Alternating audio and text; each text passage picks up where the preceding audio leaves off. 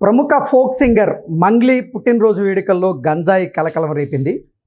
హైదరాబాద్ శివారులో ఉన్నటువంటి ఒక ప్రముఖ రిసార్ట్లో మంగ్లీ నిన్న తన పుట్టినరోజు వేడుకలు జరుపుకుంటున్నట్లుగా ఆ పుట్టినరోజు వేడుకలకు హాజరైనటువంటి 9 మంది గంజాయిని సేవించినట్లుగా, గంజాయిని సేవించిన వారిలో మంగ్లీ ఉందా లేదా అనే దాని మీద ఇంకా స్పష్టత రానప్పటికీ ఆ పార్టీకి హాజరైనటువంటి పలువురు గంజాయి సేవించారని, అలాగే విదేశీ మద్యం కూడా ఆ పార్టీలో కలకలం రేపినట్లుగా కొన్ని వార్తలు వస్తున్నటువంటి నేపథ్యంలో దీని మీద మనం పూర్తి స్థాయిలో విశ్లేషణ చేసుకుందాం. ప్రస్తుతం మనతో పాటు ఉన్నారు ప్రముఖ రాజకీయ విశ్లేషకులు, ప్రముఖ సీనియర్ జర్నలిస్ట్ దుర్గావడ్లమణి గారు. వారితో మాట్లాడదాం. మేడం నమస్తే. మేడం నమస్తే అండి.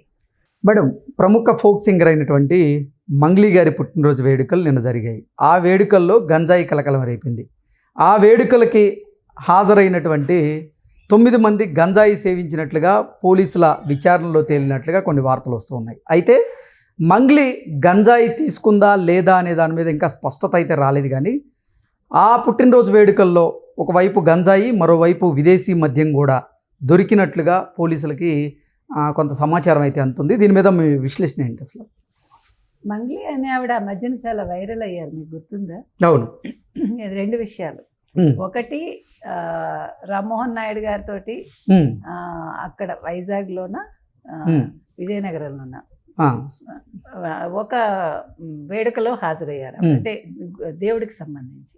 అప్పుడు అందరూ కూడా ఒకసారి ఆశ్చర్యపోయారు, ఇదేంటి రామ్మోహన్ నాయుడు గారితో మంగ్లీ వెళ్ళడం ఏంటి. అంటే మొన్న జరిగినటువంటి సార్వత్రిక ఎన్నికల్లో వైఎస్ఆర్సీపీకి జగన్మోహన్ రెడ్డికి అనుకూలంగా పాటలు పాడినటువంటి మంగ్లీ ఇప్పుడు మళ్ళీ వైసీపీ ఓడిపోయి కూటమి ప్రభుత్వం అధికారంలోకి వచ్చిన తర్వాత కూటమి నేతలతో ఆవిడ ఉండడం ఏంది అంటూ కూడా చాలా మంది ప్రశ్నించారు, దాన్ని ట్రోల్ చేశారు. ఖచ్చితంగా.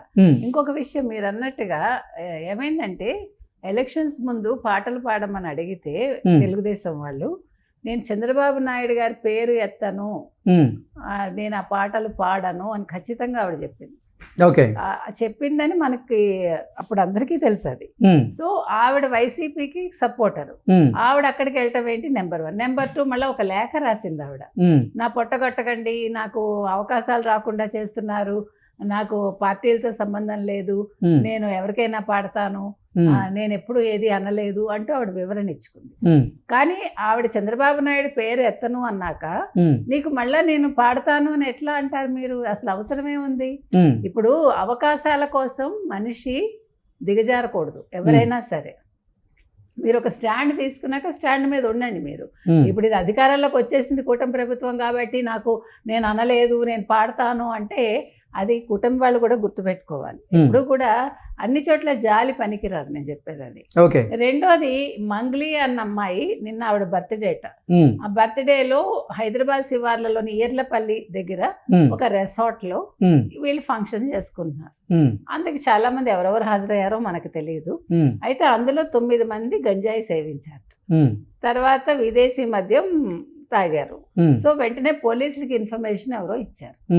ఈ మధ్యన మీరు గమనిస్తే కనుక అయితే ఈ శివార్లలో వీళ్ళు పార్టీలు చేసుకోవడం, రెసార్ట్స్ అక్కడ ఉండడం, సో చుట్టుపక్కల ఉండే వాళ్ళు ఎవరో ఒకరు పోలీసులకి ఇన్ఫర్మేషన్ ఇవ్వడం అంటే సర్వసాధారణం అయిపోయింది. దీనికి రీజన్ ఏంటంటే వీళ్ళు పెద్దగా మ్యూజిక్ పెడతారు, అర్ధరాత్రి వరకు జరుగుతాయి, చుట్టుపక్కల ఎవరైనా ఉంటే వాళ్ళకి disturbance. That is the reason వాళ్ళు అంటే ఒక కంప్లైంట్ ఇవ్వడానికి నేను చెప్తున్నా. అంటే మనిషి ఒకప్పుడు తాగటం అనేది చాలా గుట్టుగా చేసేవాళ్ళు. సిగరెట్ తాగటానికి కూడా ఇబ్బంది పడేవాళ్ళు, పెద్దవాళ్ళ ముందు తాగేవాళ్ళు కాదు. ఇప్పుడు దేనికి ఏదీ లేదు, అంటే ఆడవాళ్ళు తాగకూడదా మగవాళ్ళు తాగకూడదా నాకు అనవసరం అదంతా. అసలు తాగటం అనేది ఒక ఫ్యాషన్ అయిపోయింది. అది కూడా ఏదో పీపాలు తాగుతారంటారు చూడండి, అట్లా తయారయ్యారనమాట. అంటే ఏంటి అసలు హెల్త్ ఇష్యూ కూడా వస్తున్నాయి వాళ్ళకి. అంటే హెల్త్ కాన్షియస్నెస్ లేదా? ఇప్పుడు ఈ మధ్యన ఒబీస్ అనేది ఎక్కువైపోయింది. అంటే చాలా విపరీతంగా లావ్ అయిపోవడం, ఆడ మగ కూడా. ఒకప్పుడు చాలా సన్నగా ఉండడం, లేదంటే కొంచెం బొద్దుగా ఉండడం. ఆ బొద్దుగా ఉంటేనే బొద్దుగా ఉన్నామని ఫీల్ అయిపోయేవాళ్ళు, పెళ్ళిళ్ళు అవుతాయో లేదని. ఇప్పుడు అదేమీ లేదు. ఇప్పుడు XXL అయినా బాధ లేదు. ఇంకా ఇప్పుడు అదంతా సర్వసాధారణం అయిపోయింది అంటారు. సర్వసాధారణం. మీరు everyday you will see so many people చాలా భారీ కాయాలతో. అంటే వాళ్ళు తిన్నందుకు తాగినందుకు మనం మాట్లాడటల్లా, అది కాదు ఇష్యూ అక్కడ. అంటే ఇక్కడ విషయానికి వస్తే విదేశీ మద్యం బాటిల్లో అక్కడ దొరికాయని, దాంతోపాటుగా గంజాయి కూడా అక్కడ దొరికిందని కొంతమంది గంజాయి సేవించి ఉన్నారు అని, ఇదంతా పోలీసుల విచారణలో ప్రాథమిక దర్యాప్తులో తేలింది అన్నట్లుగా కొన్ని వార్తలు వస్తున్నాయి. అసలు ఏంటి, ఏం జరిగింది, ఎవరెవరు దొరుకుంటారు, అసలు మంగ్లీ మీద ఇప్పుడు కేసు నమోదైందా లేదా అంటే ఏం చెప్తారు? తొమ్మండుగురులో డెఫినెట్గా కొద్దిమంది అయినా సెలబ్రిటీస్ ఉంటారండి. సెలబ్రిటీస్ ఎవరు అనేది పేర్లు బయటికి రాలేదు. గంజాయి సేవించారంటే మీకు గత కొద్ది కాలంగా, అంటే చాలా కాలంగా, ఈవెన్ బీఆర్ఎస్ ఉన్నప్పుడు కూడా చాలా మంది సెలబ్రిటీస్ని పట్టుకోవడం జరిగింది. వాళ్ళు డ్రగ్స్ సేవించారు, లేకపోతే చాలా మాదక ద్రవ్యాలు తీసుకున్నారు, ఇలా అంతా కూడా అవ్వటం జరిగింది. ఒక స్టేజ్లో అది పీక్ వెళ్ళి ఇంకా అందరు అరెస్ట్లు అయిపోతాయన్న సమయంలో అది చల్లబడిపోయింది. సో ఇదంటే తెలిసే జరుగుతోందా, తెలియక జరుగుతోందా? ఇది ప్రభుత్వానికి తెలిసే జరుగుతోందా? ఎందుకంటే జగన్మోహన్ రెడ్డి హయాంలో 5 ఏళ్ళు గంజాయిగా మారిపోయింది, గంజాయి ప్రదేశ్గా మారిపోయింది ఆంధ్రప్రదేశ్. మరి ఇప్పుడు తెలంగాణలో కూడా అలాగే అవుతుందా? అది అప్పుడు ఉంది, ఇప్పుడు ఉంది. దీని మీద మరి దృష్టి పెట్టట్లేదా టాస్క్ ఫోర్స్? ఇది మనం అడుగుతున్నాం. మీరు పార్టీలు చేసుకోండి, ఎంజాయ్ చేయండి, దాని గురించి ఎవరు మాట్లాడరు. కానీ ఆరోగ్యాలు పాడు చేసుకుని మిమ్మల్ని చూసి వేరే వాళ్ళు నేర్చుకుని యూత్, అది పద్ధతి కాదు కదండి. అంటే కొంచెం మన కట్టుబాట్లు అనేవి మనకు ఉంటాయిగా, మనకి మనమే నియంత్రించుకుని మనం కొన్ని చేసుకోవాలి. సో ఇవాళ మంగ్లీ పేరు ఉందా లేదా ఇంకా బయటికి రాలేదు. ఒకవేళ మంగ్లీ పేరు ఉన్నా అరెస్ట్ చేస్తారా, ఆవిడ ఏమైనా ఇన్ఫ్లుయెన్స్ చేసుకుంటుందా అనేది కూడా మనకు తెలియాలి. ఏది ఏవైనా మన మంగ్లీ అనే కాదండి, ప్రతి వాళ్ళకి చెప్తున్నాము, మీరందరూ కూడా ఈ రకంగా చేయకండి. మీరు పార్టీలు చేసుకోండి కానీ గంజాయి వాడకండి.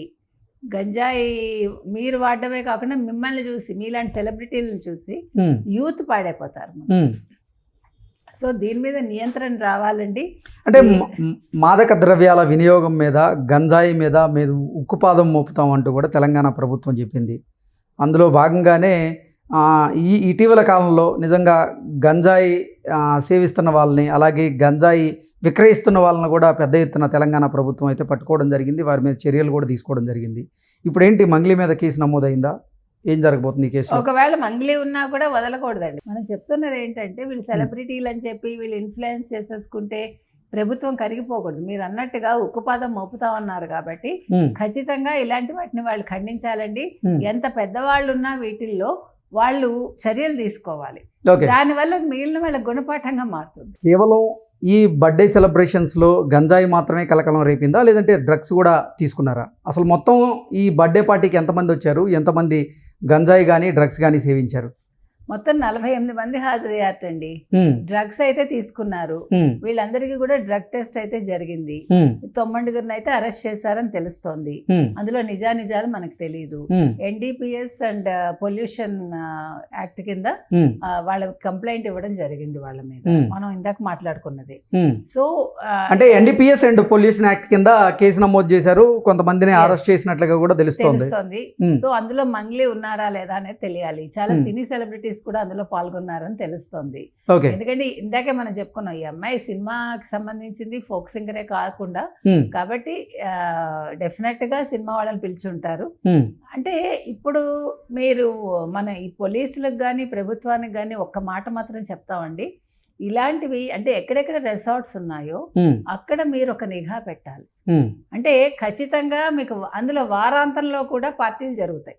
శనివారం ఆదివారం వస్తే యూత్ అంటే వీళ్ళు ఒక కల్చర్కి అలవాటు పడిపోయారు కాబట్టి ఖచ్చితంగా పోలీసులు నిఘా ఉండాలండి.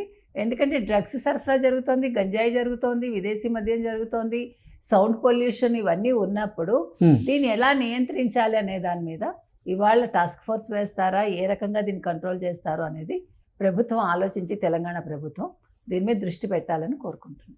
Okay madam, thank you so much.